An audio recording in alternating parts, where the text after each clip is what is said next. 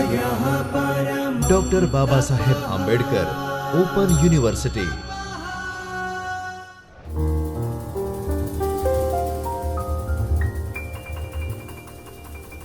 विद्यार्थी मित्रों नमस्कार। मैं डॉक्टर बाबा साहब आंबेडकर ओपन यूनिवर्सिटी के चैतन्य स्टूडियो से हिंदू स्टडीज डिपार्टमेंट में असिस्टेंट प्रोफेसर शुभम तिवारी आज आपके साथ पुनः प्रस्तुत हूँ। मित्रों, आज हम संवाद करेंगे प्रत्यय प्रकरण के अंतर्गत जो हमें अभी आगे की चर्चा करनी थी। हम प्रत्यय का अध्ययन कर रहे थे, प्रतीते विधीयते इति प्रत्यय, और कई अन्य तरीकों से हमने जाना था कि कौन से प्रत्यय होते हैं, कौन से प्रत्ययों का कहाँ पर प्रयोग होता है और प्रत्यय किस प्रकार बनाए जाते हैं, प्रत्यय का प्रयोग कैसे होता है, प्रत्यय क्या हैं, प्रत्यय की परिभाषा, उदाहरण और प्रत्यय के भेदों का हम अध्ययन कर रहे थे। जिसमें हमने जाना था कृत प्रत्यय क्या हैं, तद्धित प्रत्यय क्या हैं और स्त्री प्रत्यय क्या हैं। आज के संवाद सत्र में हम देखेंगे पुनः इस वाक्य को हम कई बार देख चुके हैं, इसको हम कई बार इसका अर्थ भी समझ चुके हैं। प्रतीयते विधीयते इति प्रत्यय।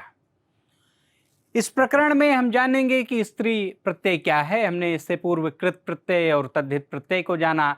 कृत प्रत्यय और तद्धित प्रत्यय के हमने उदाहरणों को जाना है कि कृत प्रत्यय के उदाहरण क्या हैं, तद्धित प्रत्यय के उदाहरण क्या हैं और स्त्री प्रत्यय क्या है ये हम जानते हैं। तो पुल्लिंग शब्दों को स्त्रीलिंग में परिवर्तित करने के लिए जिन प्रत्ययों का प्रयोग किया जाता है। अब यहाँ पर हमको ध्यान देना होगा कि जो पुल्लिंग शब्द होते हैं उनको जब स्त्रीलिंग में परिवर्तित करना होता है तो जिन प्रत्ययों का प्रयोग किया जाता है पुल्लिंग शब्दों को स्त्रीलिंग में परिवर्तित करने के लिए, उन्हें स्त्री प्रत्यय कहा जाता है। हमसे कोई भी यह प्रश्न कर सकता है कि स्त्री प्रत्यय हम किन्हें कहते हैं, तो उसकी परिभाषा यही है कि पुल्लिंग शब्दों को स्त्रीलिंग में परिवर्तित करने के लिए जिन प्रत्ययों का प्रयोग किया जाता है उन्हें स्त्री प्रत्यय कहा जाता है।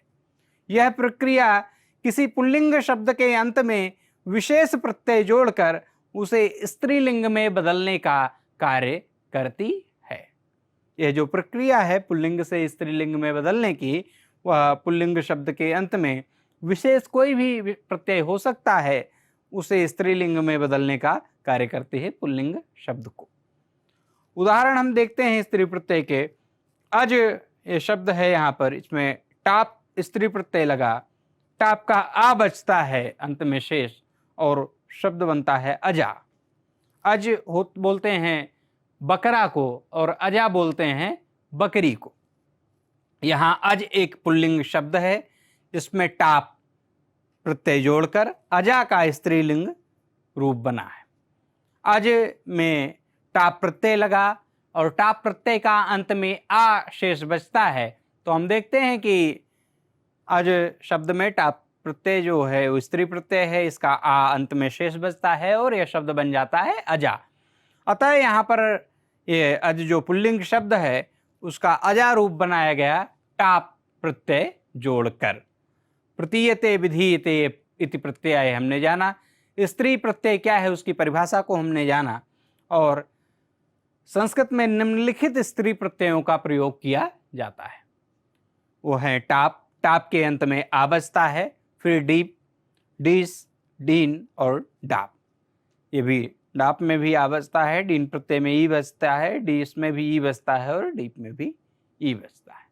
टाप प्रत्यय का हमने उदाहरण देखा कि वहां पर आ बचता है अंत में शेष।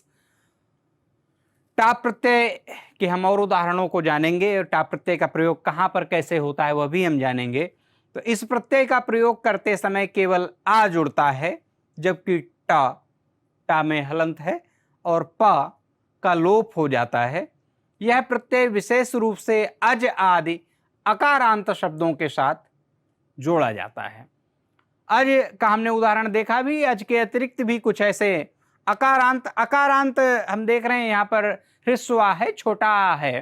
तो ऐसे जो अकारांत शब्द हैं जो छोटा आ से जिनका अंत होता है, ह्रस्व आ से जिनका अंत होता है, उनके साथ भी यह टाप प्रत्यय जोड़ा जाता है। अज धन टाप, इसका टाप का आशेष बच्चा अजा, यहाँ अज एक अकारांत शब्द है जिसमें टाप का लोप कर केवल आ जोड़कर अजा का स्त्रीलिंग रूप बना हुआ है। अज से अजा बना है, इसमें टाप प्रत्यय का प्रयोग हुआ है और अजा जो है स्त्रीलिंग शब्द है, अज जो है वह पुल्लिंग शब्द है। इन दोनों के बीच में जो परिवर्तित करने का कार्य करता है वह टाप प्रत्यय है, इसलिए टाप जो है वह स्त्री प्रत्यय है। इस धन टाप, इसमें भी आ जुड़ता है और शब्द बनता है ईशा। इस उदाहरण में इस शब्द में टाप का लोप कर आ जोड़कर ईशा का स्त्रीलिंग रूप बना है। ईश शब्द पुल्लिंग है, ईशा स्त्रीलिंग है। इसको पुल्लिंग से स्त्रीलिंग में बदलने का जो कार्य है वह टाप प्रत्यय करता है और टाप के अंत में जो है उसके बाद में आ, दीर्घ आ शेष बचता है। जैसा कि हम देख रहे हैं यहाँ पर अज में भी टाप प्रत्यय का प्रयोग हुआ तो आ बचा अजा है, इसमें टाप प्रत्यय का प्रयोग हुआ तो आ बचा ईशा है। टाप प्रत्यय का प्रयोग, नियम और उदाहरण हम जानेंगे। तो जब किसी शब्द के अंत में का हो और उसके पूर्व में आ हो, यदि किसी शब्द के अंत में का हो और उसके पूर्व आ हो तो टाप जोड़ते समय आ के स्थान पर ई हो जाता है।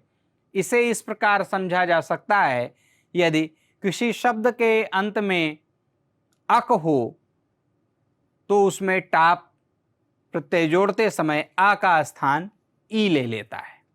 यह इसका एक नियम है कि जब किसी शब्द के अंत में का हो और उसके पूर्व आ हो तो टाप जोड़ते समय आ के स्थान पर ई हो जाता है।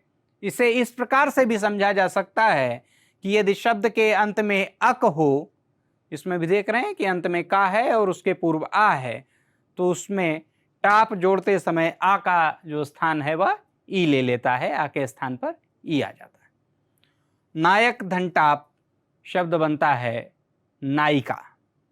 इस उदाहरण में नायक में का के पूर्व आ है। नायक ना, धन आ, धन या, धन का, ऐसे जो शब्द है और इसका जब हम देखते हैं इसमें टाप प्रत्यय का प्रयोग हुआ, शब्द बना नायिका।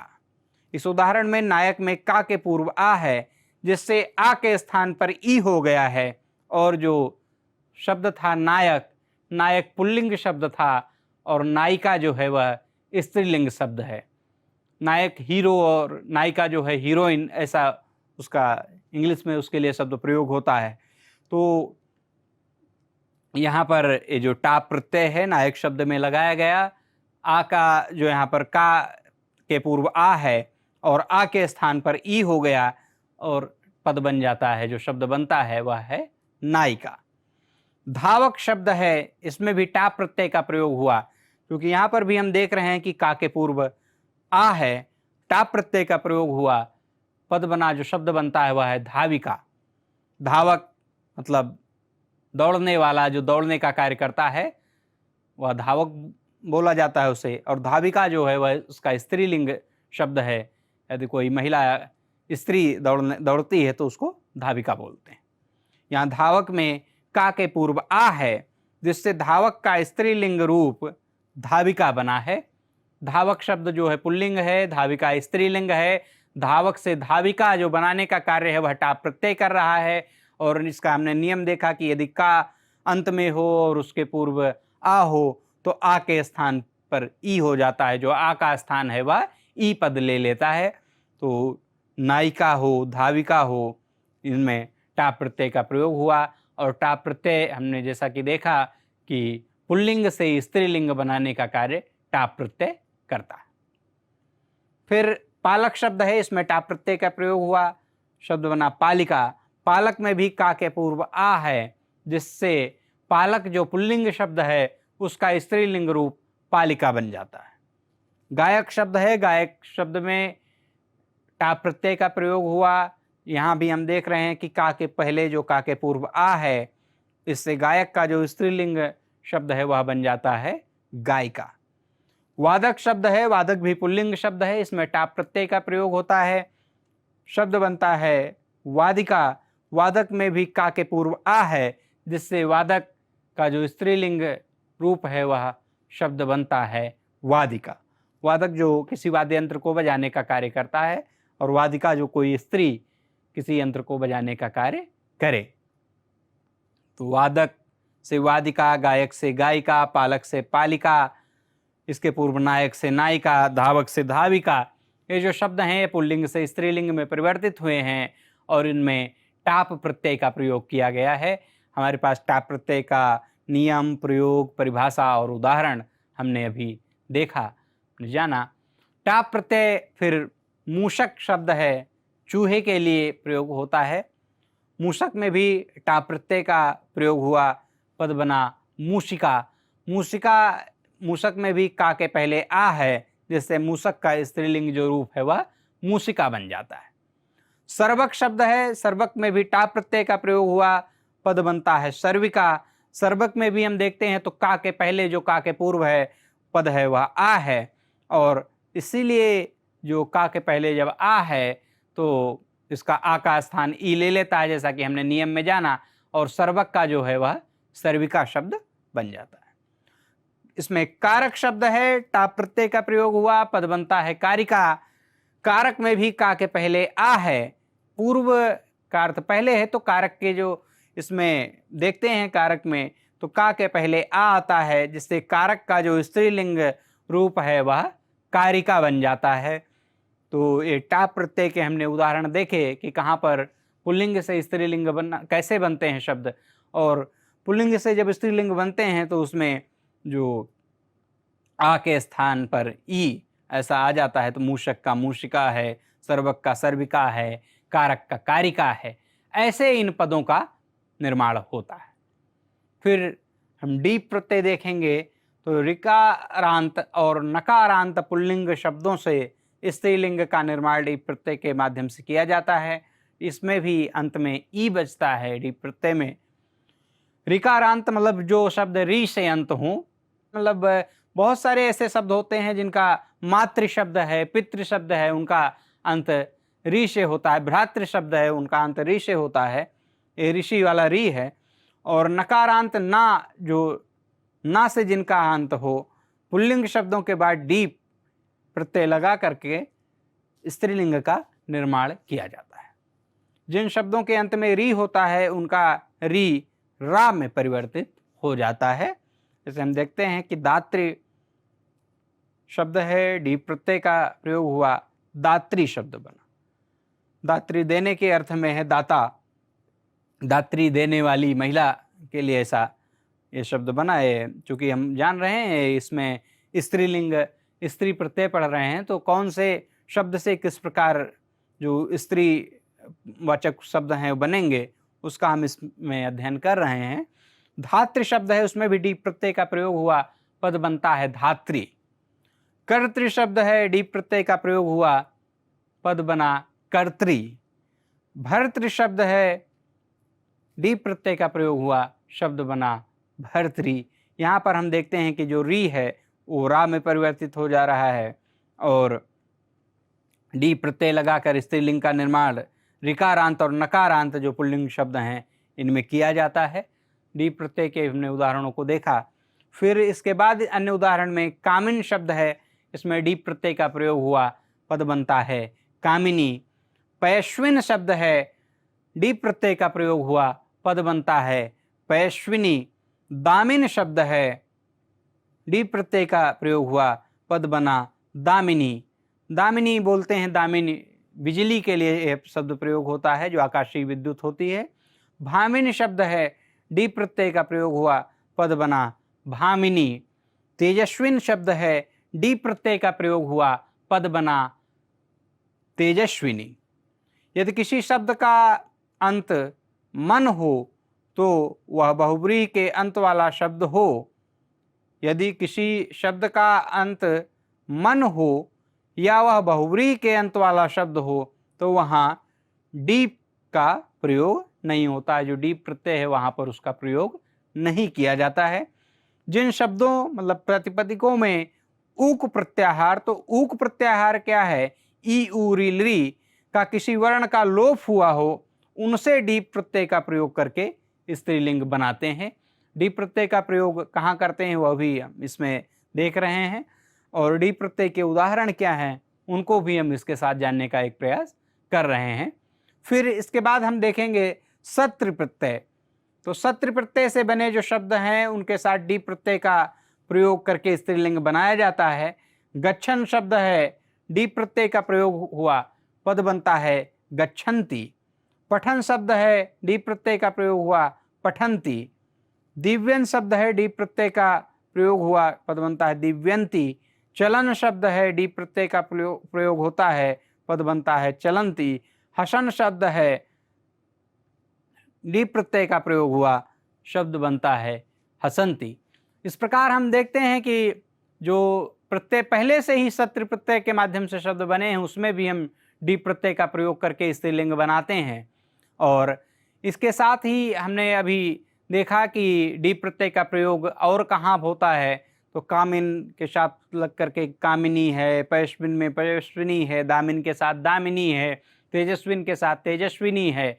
फिर ये भी हमने जाना कि ऋकारांत और नकारांत पुल्लिंग शब्दों के साथ इस स्त्रीलिंग का निर्माण किया जाता है डी प्रत्यय के माध्यम से। तो दात्री शब्द में लगता है डी प्रत्यय, पद बनता है दात्री। और मूषक, फिर हम टा प्रत्यय का भी हमने अध्ययन किया। मूषक में टा प्रत्यय लगा, सर्वक में टा प्रत्यय लगा, सर्विका, मूसिका, पालक के साथ पालिका, गायक के साथ गायिका, वादक के साथ वादिका, ऐसे पद टा प्रत्यय के साथ बनते हैं। टा प्रत्यय का प्रयोग नायक के साथ होता है तो नायिका पद बनता है, धावक के साथ होता है तो धाविका पद बनता है। और इसके नियम क्या हैं टा प्रत्यय के प्रयोग के, वो हमने इस संवाद सत्र में जाना। प्रत्यय, टा प्रत्यय जो है कहाँ कहाँ प्रयोग होता है, जब अज के साथ लगता है तो अजा ये पद बनता है। टा प्रत्यय का प्रयोग कहाँ पर होता है संस्कृत में, ये स्त्री प्रत्यय कौन से, इनका प्रयोग किस प्रकार किया जाता है, इस प्रकार आज के इस संवाद सत्र में हमने जाना। इसके बाद भी हम स्त्री प्रत्यय के अंतर्गत कुछ अन्य प्रत्ययों का अध्ययन अगले संवाद सत्र में करेंगे।